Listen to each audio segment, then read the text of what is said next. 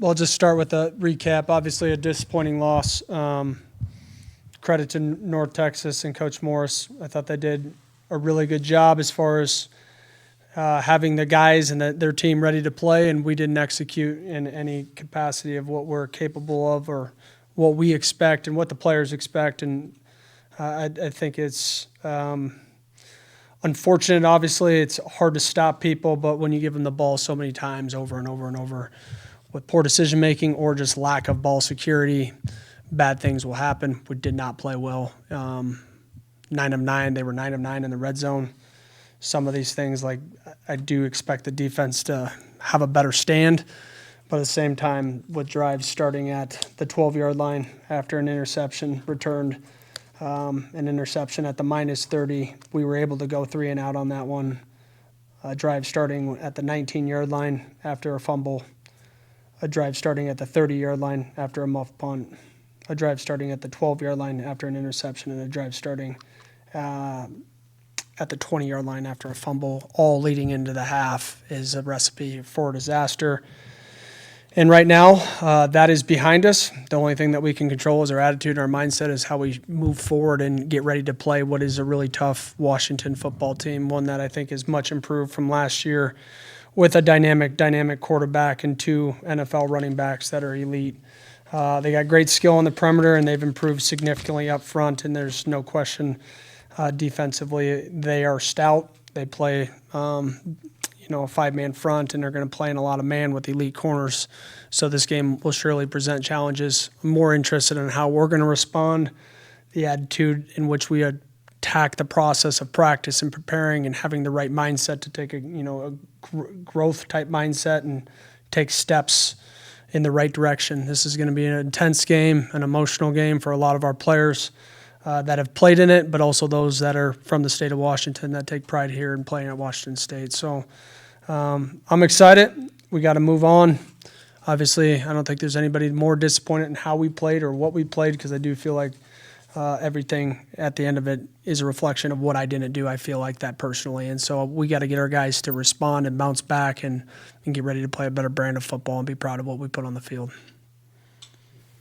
I want to ask about the running game. You guys, through 3 games, have 206 rushing yards, which is actually 6th fewest in the country. Yep. In your mind, what is the main issue with the running game, and what kind of effect does that have on the rest of your offense? It has an effect, surely. And as I told the offensive staff yesterday and even reminding them today, it's more about what our guys can do physically at this point. I do think it's technique inside of things as far as getting their heads to the right place, communication up front, false stepping at the line of scrimmage, and playing together as one.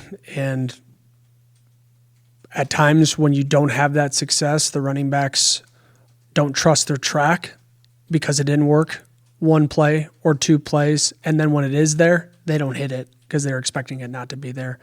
And I wouldn't just say that from the offensive line standpoint and the running backs. I would say that collectively throughout the second half there, we started to – that's what happens when you start to play from behind. You feel like you got to make every play, and you stop doing what was taught, and you start looking to try to make a play, and then that's when bad things happen. Everybody's responsible for their job, and just because it didn't go our way the first time or we didn't execute doesn't mean that it's not going to be there the second time or the third time.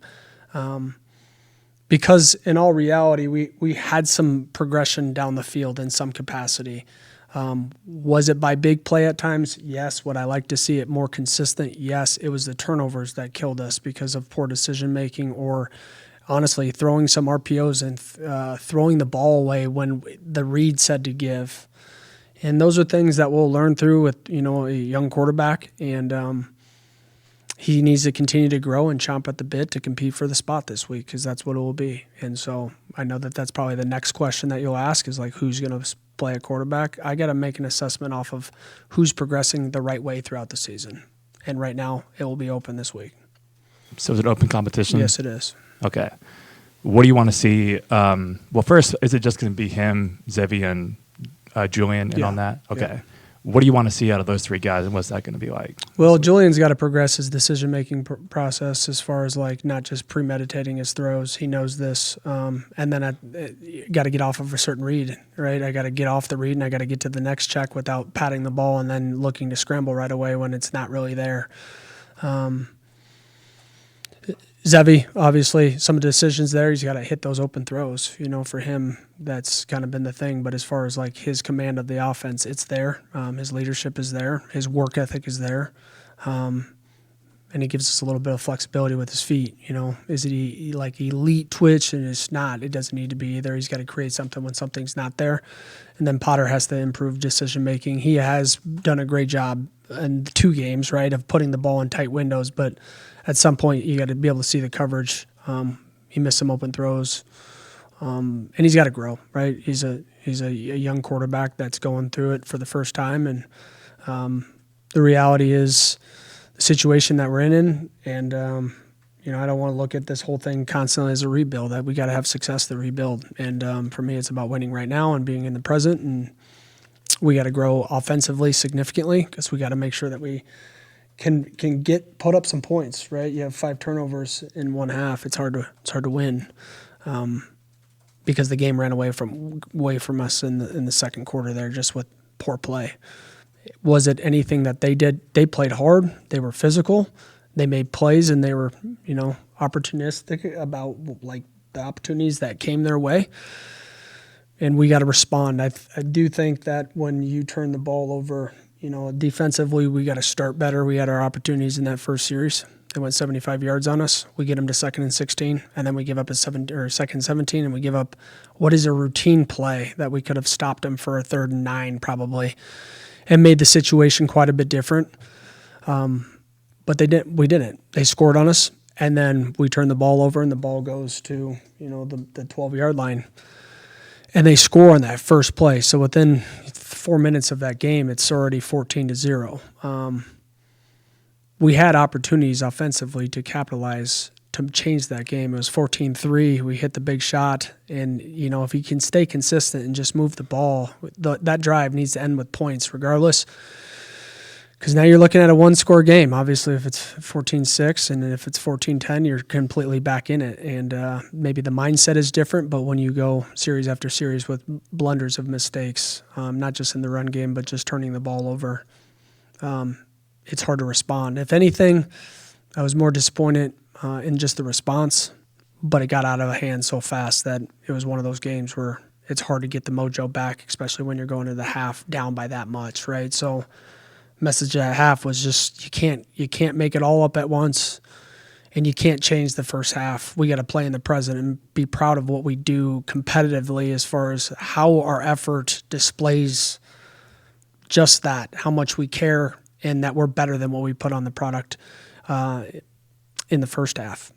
So we'll grow, but we have to move on, and I can't sit in the past and constantly think about what happened in this game. Obviously, there's things that will be addressed as far as how we approach practice to the process of the things that we need to improve at, but we need to move forward because as much as we hammer on these things, we can't be living on what happened. We got to move forward on what we're getting ready to play this week, which is a really good Washington team. What do you need to see specifically from Jackson this week that shows his confidence hasn't been shaken by such a tough performance? That's up to Jackson to control his own confidence. For us, it's making the right decisions in the RPO more than anything else. And then, making the right decisions in coverage. We had 4 birds versus cover 2 look, which, we got to pull the Mike linebacker off the middle of the hash to one side, but throw it opposite against the grain. And we missed one shot there. To Meredith, he was wide open. And that's kind of like a standard football play in college football. And we just threw it in that window. And he's going to learn from these things. He's young, but obviously he's got to continue to grow and process the information and take it in stride. Just for the rest of the team, how did they come back from that game? Kind of what have you been hearing from the guys as they get ready to attack this next week of practice? The team knows that we're better than that. I can promise you that. And the reality is there's no magic wand that's going to bail us out right now. There's no amount of money that we can go out and just plug and play another guy in right, 4 games into the season. We have to respond because nobody's coming to save us. So you have to choose your attitude, and I think you have to choose a level of certain positivity of how you go about your approach, that you believe in yourself, and it doesn't matter what the outside world thinks of you. Because it's easy to be a critic. You got to be your own biggest critic, and you got to be able to take the mistakes that are in this game and grow from them, and then move on. But you got to grow from them. You can't ignore them. Coach, just kind of, again, touching on the run game, it feels like in particular Angels had some problems just finding space, and there hasn't been the holes for him there. Obviously, you've seen him more than any of us. What have you just kind of seen on tape that maybe he's keeping him from being effective, whereas even Kirby, Leo, and Max in the passing have found a little bit more space to work? I would say Leo and Kirby have played probably more decisive. They've made a decision, and they've lived with it, and they hit it downhill, and what they get is what they get. And I think Kirby had one that was indecisive on this fumble. He was supposed to spray it, and he didn't, and he could have got to the safety much faster. Instead, he stood in traffic and tried to bounce late and didn't have the greatest ball security, and the safety came up and made a play. So they all got stuff to improve on. It's just not Angel. Angel's got to stay in there and strike, in big-on-big protection or half slide, and he's got to pick up the blitzer, and he didn't do his job, and he knows that. I don't need to tell him. He saw it on film. So that play impacted the first interception, obviously, but at the same time, you can't make that decision to throw that ball when you're in traffic if you don't have a clear read to throw the football. When you kind of look at the week ahead, is there, you mentioned the quarterback competition kind of opening up, and you've preached all year that there's always battling, you always have to earn your spot. Is there any other spots? Because it's unique, the fact that you have a starter, right? You have a transfer, and you have another young quarterback, and you have another transfer, right? It's the situation that we're in right now, and if I don't open this and make it competitive, what does it say to the team? Because we're looking for answers right now, and we're looking for competitive depth, and we're looking for guys that want to continue to grow. And it's not just at the quarterback position. And why I say that is if the players aren't performing, right, and you're always going to be a 2 just because coach set the depth chart out at the start of the season, why do I care to practice? Right? You got to earn it weekly, and I think that's fair. And I think when you recruit to a certain dialogue where the best players play, you have to show that you're the best player week in and week out. If there is a longevity of proven proof, right, it's quite a bit different. There's certain guys at certain positions that have played for one in the system and have had long-term success, that there's a trust factor in them because you've seen so much of production and you know that what they know, and they may have a bad game here or there, but overall, those guys have somewhat separated in their position group, right?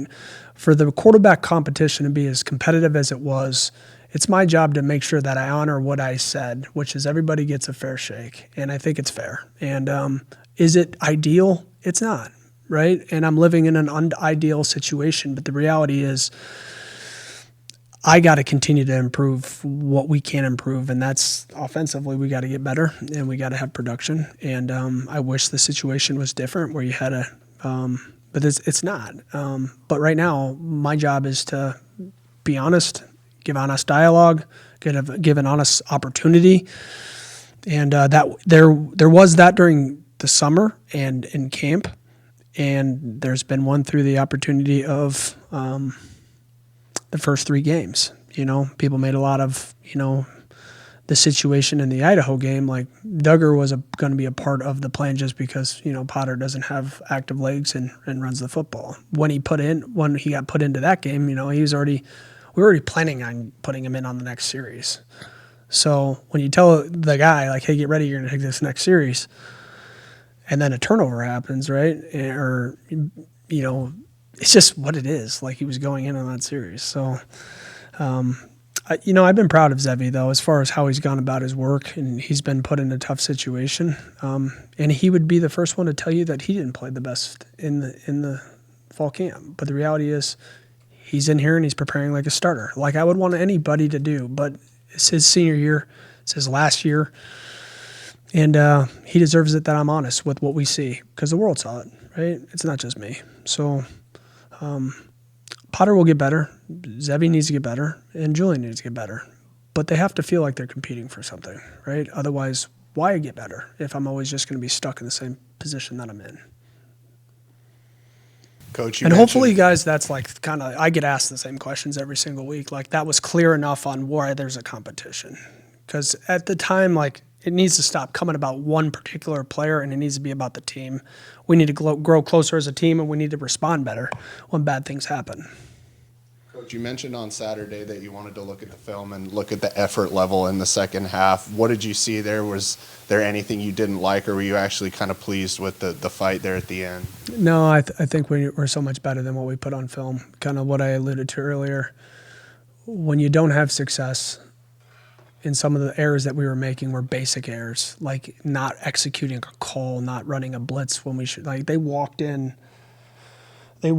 the end zone at the end of the half there after the last turnover prior to after the Duggar exchange fumble. They walked in because we didn't execute a call, and it's unfortunate, and we got to grow and we got to get better. Through the second half, it was almost like we were reaching to make plays that weren't our responsibility. The big run that got outside of Ben Beatty, he needs to set an edge. The safety needs to fit the B gap. Like, that's like basic day one install stuff. And it's on me as much as it is the players because they're not executing. And so I can't look any further than myself with how do I improve this football team. So I got to take it on the chin. We got whooped. I'm not proud of it. But at the same time, I'm not going to sit here and sulk and look for magic to happen. We have to make it by how we prepare and how we move on and how we respawn as far as having a different level of competitive spirit to not give up at any point in the game, regardless of the situation or the score. That takes growth from all of us. As you move forward to this week, I guess when you look at Washington on film, how key is it going to be to try and stop the run? I mean, these guys, many of them have seen Jonah Coleman for the last few years, did a good job against him last year. Just how much will that be kind of a key for your defense this week? It'll be huge, and I don't think it's just stopping Jonah Coleman, although he's elite. I think Adam Muhammad is really good. Saw him personally live.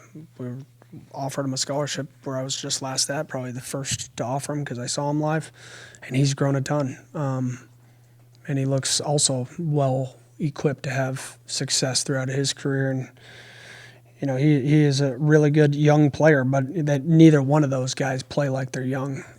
Those are elite talent at the running back position, and the quarterback is extremely twitchy. I saw him out of high school. He's from Arizona, so being able to watch those guys live and watch his development, I think the quarterback's elite, and they got some real talent at wide receiver, and they've been much improved at the O-line position.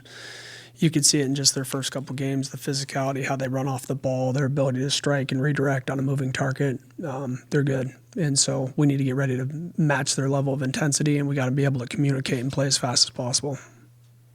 Defensive side, what challenges do you see on tape from the UW defense? Yeah, they're physical. They play and they believe in their corners to match up man to man, and there's no surprise on what they're doing. They believe in their skill set, and obviously they got great depth at that position. I feel like they think that is one of their strengths, which it probably is. Just up front, they got some real players, and when you play great teams, which I believe UW is right now, at the end of the day, it's a chess piece, but it all ends up kind of in a one-on-one matchup, especially when your quarterback is as dynamic as theirs. And so that's kind of what they're doing defensively. They're going to say that they're better than us, and they're going to line up, and they're going to play their brand of football, and we got to be able to execute. And we got to play with our hair on fire and be physical and play with the right emotion and intensity for 60 minutes in this game. A lot about accountability and ownership. What changes do you expect to make in your preparation to better prepare your team for the week ahead? Yeah, I think it's about where we put our guys in situations, what they're good at, and really taking a good look at our personnel and say, what are we asking them to do? Is it outside of the frame of what they're ready to do regardless of the scheme? And I think that as coaches, you got to take a self-reflection on it's not the scheme that wins games, it is the players that win the games. And I think that you've seen that a little bit as far as just what we did versus Idaho to what we did at San Diego State. We turned the ball over in this last game, right? And so as much as I want to be there to make the plays for the players, we got to put them in better situations and maybe calls that don't put them in that bind in a certain down and distance, right? Or don't ask certain players to do things that they're not right now proficient at is what they should be. And I would love to say that we're a final product, but as I started this season, I don't think we're going to be a final product until, towards the end of the season. We got to progressively get better. There's a lot of new people on this team in a new system, and we can say, well, you've had time. Like, you have a spring ball. It's not like we don't mentally know. A lot of these things are like technical things, and then being able to adjust on the fly. And be able to put our guys in situations with things that they know. Those things happen over time if you're in a system because there's a recall of it, but when you have a lot of new players, there is no recall. They're living off of what was taught that week. Do you anticipate that Devin Ellison will play this week? We're kind of waiting to see how he looks this week as well. And then same question for Anthony Polano. Is there any? Same thing. We're waiting to see. I'm optimistic that he will be able. It's going to depend on like this week of practice and if he gets cleared.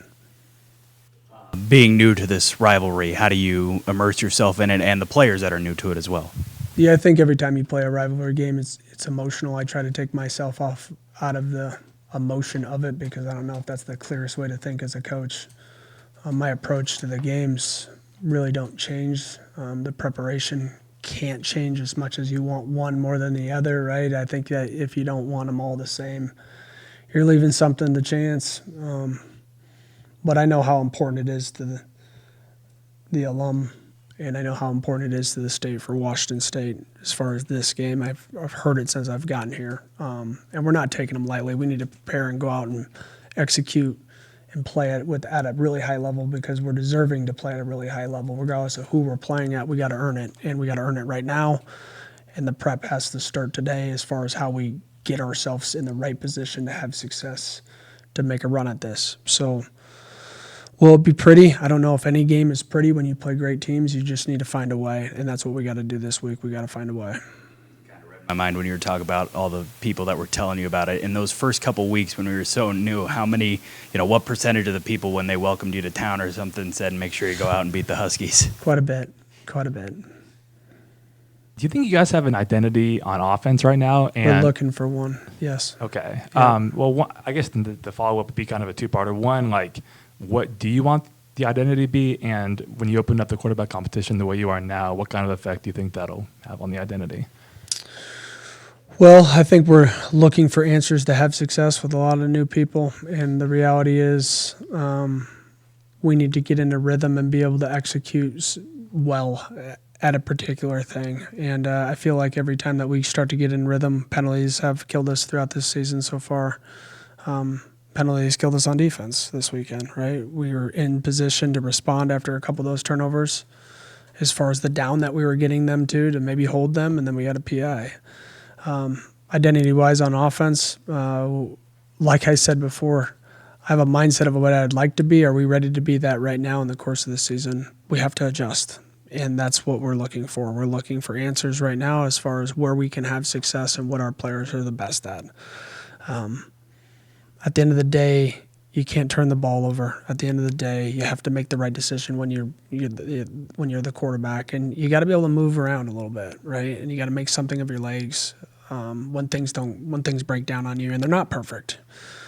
And I think that you saw some of that in the game. It was just inconsistent, right? It's what I told the team this morning, and then we turned the ball over, like we shot ourselves in the foot over and over. So there are no redos in games. You either go out and execute or you don't. And we did it on Saturday, and we got to learn from it. We got to take it on the chin. I'm not perfect. I don't expect the players to be perfect, but I do expect that there's a certain level of response and there's an excitement to try to understand that we got so much season left and we can get better. We got to believe that we can get it better. We got to believe in our own abilities. And then we got to go out and execute because I know that the team is better than what they put on the field Saturday.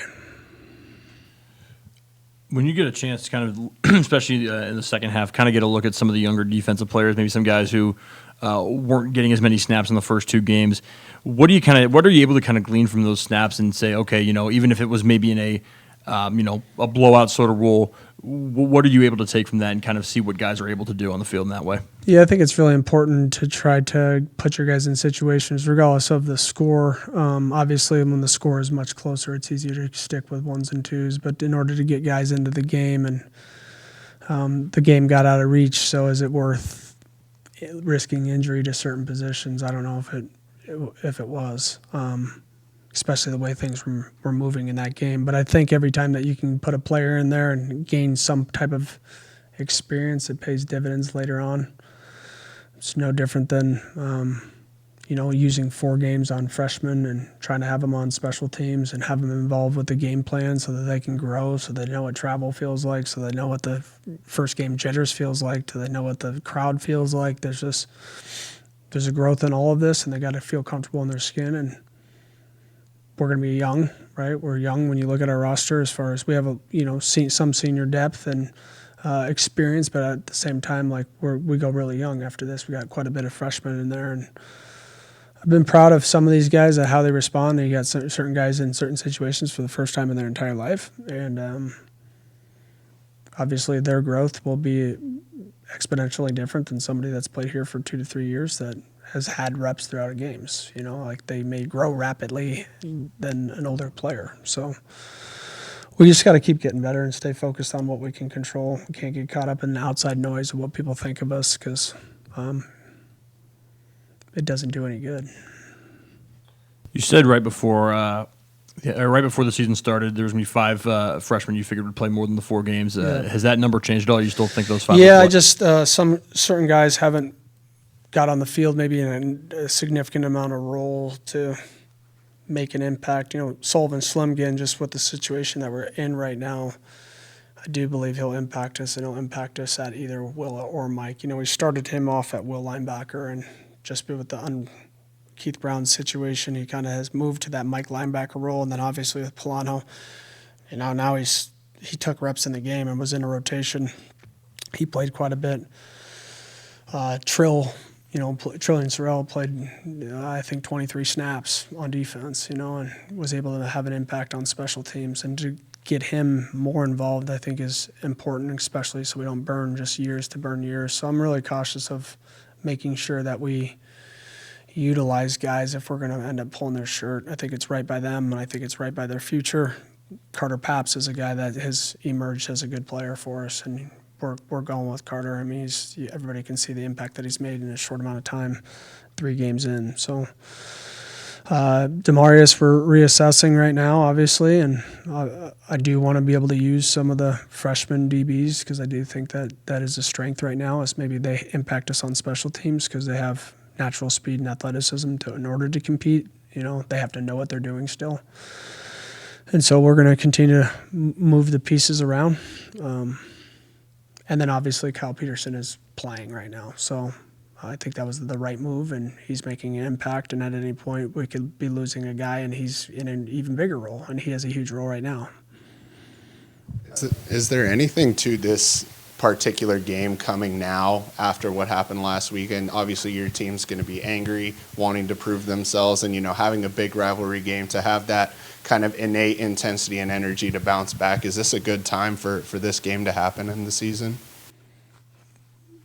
Well, is it a good time? It is the time, and we need to respond and get ready to compete. I can't care about what time of the year. I don't set the schedule. I just try to get the guys ready to play, and last week we failed at that. I failed at that, and it's a new challenge, new week, new mindset, new energy needs to happen when we step on the field, or really when we come back later tonight to assess the game plan moving forward. And it's our job to get our guys ready to compete, to play whoever. But this being a rivalry game, I think it's added motivation, energy. I know that the team knows that they're better than what they put out there last week. It wasn't the first time I've been through this. The last time that we had played like that in my career was JMU a long time ago. Our quarterback threw 5 interceptions. Ending the half, the difference was we were down by 7 going into half, even after 5 interceptions. So was that player better than how he performed? Absolutely.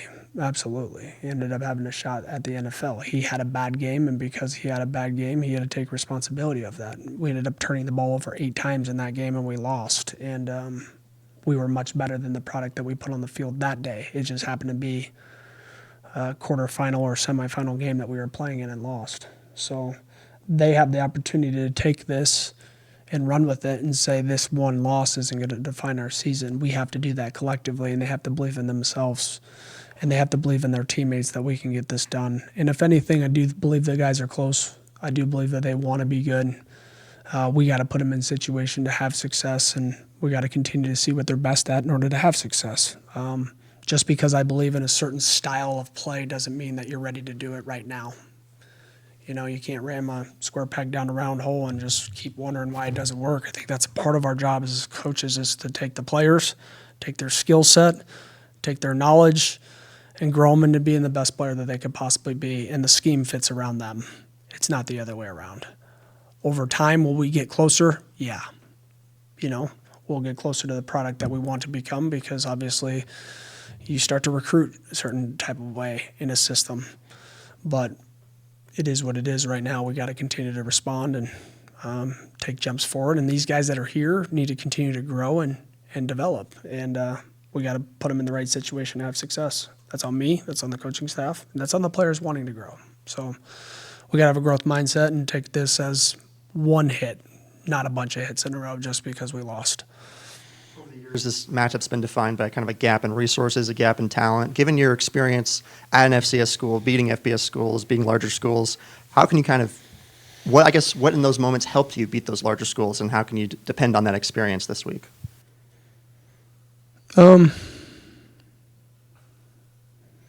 Yeah, I'm not going to talk about the lack of resources. I'm just not that way. There are things that we don't have that other schools have. I've been at that level. We have to execute. We have to come with a mindset that we can beat anybody. I think over time, when you build a culture that's strong and competitive, and players believe in themselves because they put in the work, you're able to have success when you get into tight battles versus teams that aren't deserving to beat, maybe based off of resources or dollars or stuff like that. And I don't look for excuses. I'm not looking for one here. We need to get ready to play our best football. I've been on great teams and we've lost, but teams that we should have beat. And I've been a part of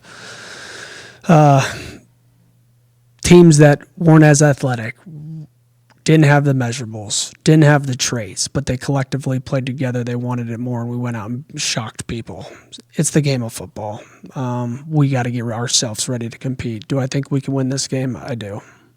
We have to want it, though, and we have to make sure that our focus is in the right mindset to go out and compete at the highest level. It's up to our players to believe the same thing, get themselves ready, and play as fast as they possibly can. So we got to put them in situations that have the right play speed to compete and be physical and feel comfortable in their skin.